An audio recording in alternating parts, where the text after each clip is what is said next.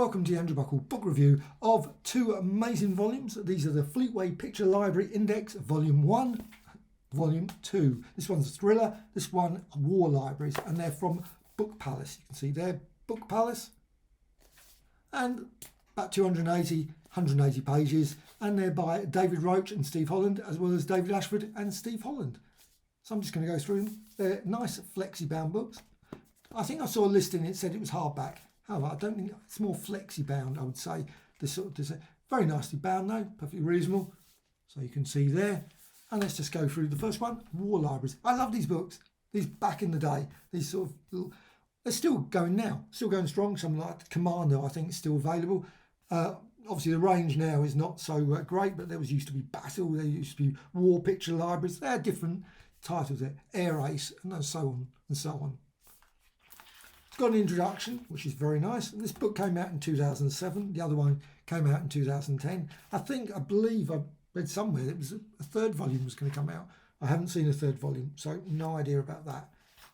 Might be wrong, completely wrong on that one. However, you got the listing there. So it goes all the way from obviously number 1, and it gives you the art, also the script, as well as the cover artist as well. In one case, a couple of cases here, it's got question marks. Obviously, they didn't know. However, most of them, they do seem to know. However, you've got the date as well, and of course the title of the book for the story.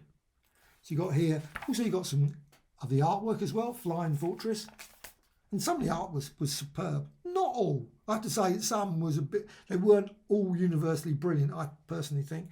But I mean, some of the artists were absolutely amazing. Absolutely loved them. And you got and the covers are just superb. Actually, the covers for me were always the thing that was the best. Love the covers. Just really dramatically. But they were quite tiny. Now, what I would love to see would be an exhibition of all these. It would be brilliant. Maybe someone's done that. I don't know, probably. And that would be great to go and see. But you got here Battle. So you got all the covers there.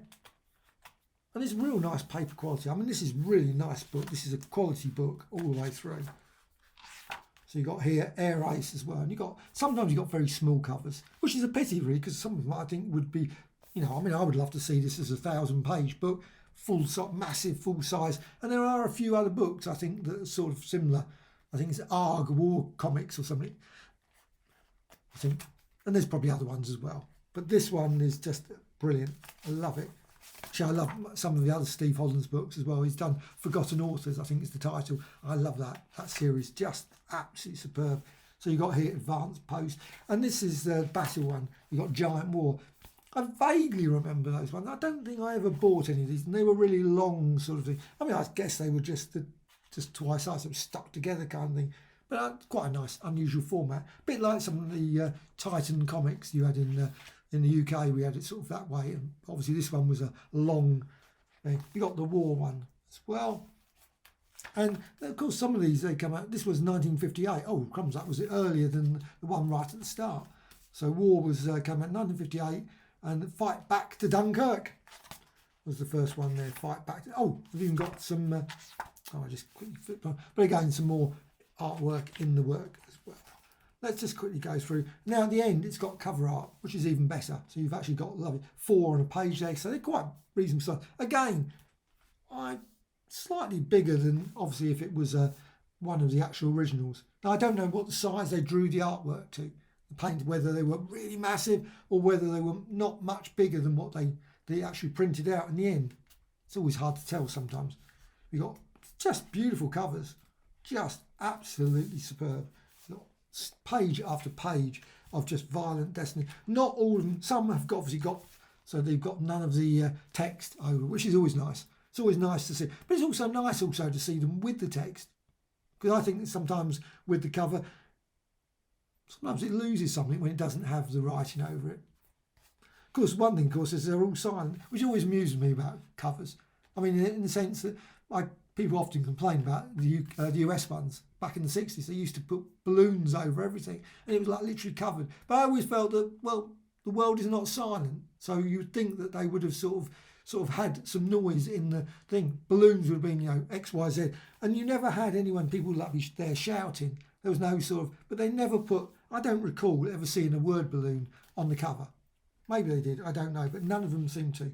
They were really, quite slick artwork as well. I mean, these would be brilliant on the walls of anyone's house. Well, who collects these sort of things, of course. But I just think they're just glorious. So you've got all these ones, and even got at the back, you've got here, obviously, all in the Book Palace, where you can obviously find out more. So there's Book Palace advertised there, bookpalace.com, trip down to memory lane. Well, let's just get to the next. Now, the next one is probably a lot of material here I honestly do not remember. Now, this is probably, well, it was well before my time, and I've not even actually seen any of these in the shops or any around particularly. I've seen them at markets, comic marts and things, you see them there. But here you've got some just lovely ones, obviously all the Robin Hood ones and things, Thriller Picture Library, Outlaw, Orphan, and again you've got some artwork there. This is in volume 2. Again, lovely paper quality. You've got here Reign of Terror, see Napoleonic and lots of stuff, and obviously before. You've got Robin Hood, Knight at Arms.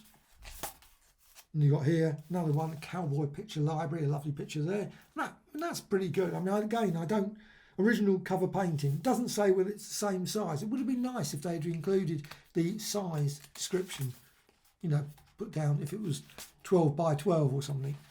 You've got Battle Samson comic, Australian AP comics, you've got Buck Jones, you've got all those ones. But again, these were 1950s. I mean, I imagine that they obviously are still readily available. I don't know. I assume a search on eBay, etc., would find a number of these. But Tim Holt, Kit Carson, you've got just pages and pages of these lovely pieces. Buck Jones, Kit Carson again. And again, you've got all the information. So you've got here Buck Jones. Some of these, it says cover unknown, and obviously art, etc., etc. But of course, some people, Ron Embleton, obviously fairly famous.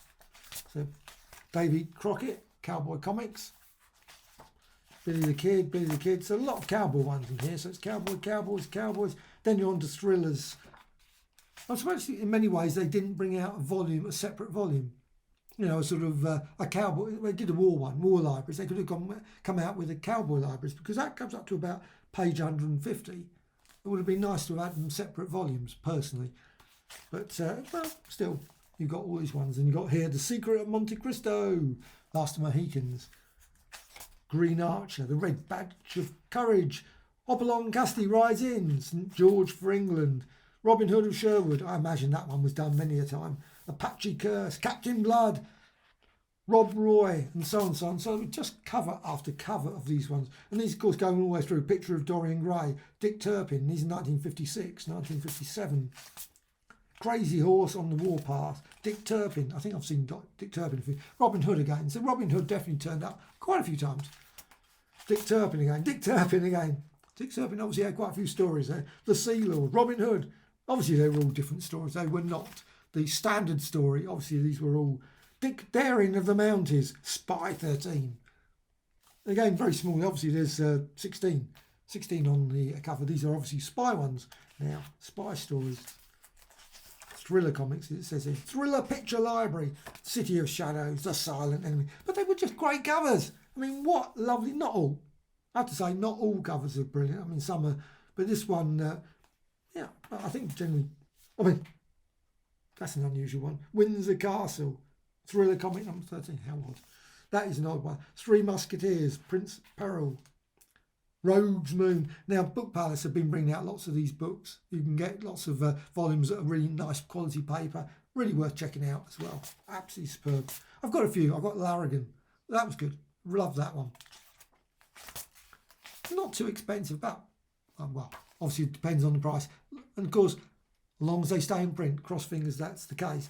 Also, you've got here Saint, Armchair Detective Bulldog Drummond. You got Door with Seven Locks. Apparently, from the famous story of Edgar Wallace. Great books, but I must admit I can't recall that one. The Sherlock Holmes, of course, Planet of Lost Men. An adventure of Rick Random, no less. The Man Who Broke the Bookies. Wanted Black Shirt, House of Mystery, Leslie Shane. Rick Random and the Terror from Space. Again, you've got all these lists. Rip Kirby, Dangerous Manhunt. John Steele. Now, I've done one of John Steele, collection of John Steele. And recently they did the Treasury of British Comics brought out a John Steele one as well. It's quite fascinating. Check out. So Kit Carson's Cowboy Library. So you've got even the libraries. Now that's something that's quite nice because quite often they turn up. I have seen quite a few of those, and the ones that I must admit I very rarely buy. I do pick them up and I think, anyway.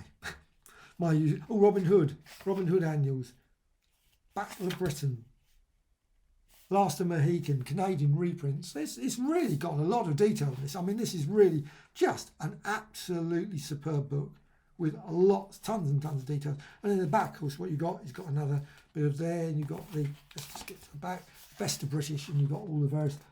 Let's just open that bit so you can see. And I've got the Robin Hood one, which is absolutely excellent. Of course, Art of Trying Empire. That one I haven't got. The Don Lawrence one. Wolf. No, some of these are quite expensive. Wolf the Briton, which is a pity. I would love to see them at slightly more affordable prices. Would be brilliant. But also, you've got their illustration. They're always crazy prices. But I guess people obviously must buy them. Must be immensely popular, and the artwork looks amazing, so they're always worth checking out. If nothing else, just go to their website and checking out their website, because illustration gallery, so you can see lots of just really truly superb artwork there. And also, of course, it's advertising the first volume. So I love these books, absolutely beautiful. Again, flexi bound, but what now, will I go out and rush out and buy all of these books, obviously the ones that they're referring to? Probably not, because they're probably hard to get. But still, it is absolutely fascinating. I love looking at the artwork, and I just think it's great. Just looking at this superb, not all superb, but quite a lot are pretty amazing and really worth it. If you're interested into 50s and 60s comics from the UK, I think these books are, or 70s of course, 80s, because they're still going. These ones anyway. Commando. I think they're worth checking out. So that one and this one, really, totally recommended. Really worth checking out, and get them quickly as possible, because of course with all these things, as soon as they go out of print, sometimes it's a bit harder to get.